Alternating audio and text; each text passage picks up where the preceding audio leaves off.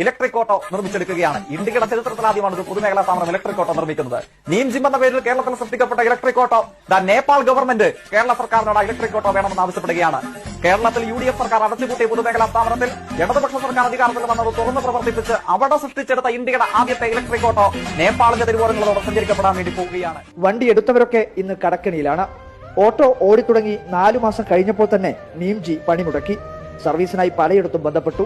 പക്ഷേ തിരിഞ്ഞു നോക്കാൻ പോലും ആടില്ല. 3.5 ലക്ഷം മുതൽ 4.5 ലക്ഷം വരെ രൂപ മുടക്കി ഓട്ടോ വാങ്ങിയ ഉടമകൾ കട്ടപ്പുറത്തുള്ള ഓട്ടോയും നോക്കി ഇരിപ്പാണ്.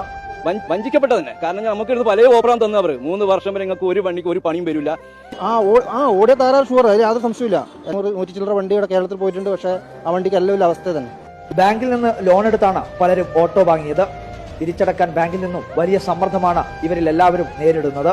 കമ്പനിക്കെതിരെ ഉപഭോക്തൃ കോടതിയിൽ സമീപിച്ചെങ്കിലും 10 മാസമായി കട്ടപ്പുറത്തായ വണ്ടി ഇപ്പോഴും ഓടുന്നുണ്ടെന്നാണ് കേരള ഓട്ടോമൊബൈൽസ് ലിമിറ്റഡ് കോടതിയിൽ വാദിക്കുന്നത്. സംസ്ഥാനത്ത് 90 നീംജി ഓട്ടോകളാണ് വിൽപ്പന നടത്തിയത്. എല്ലാ ഓട്ടോയുടെയും അവസ്ഥ ഇതുതന്നെയാണ്.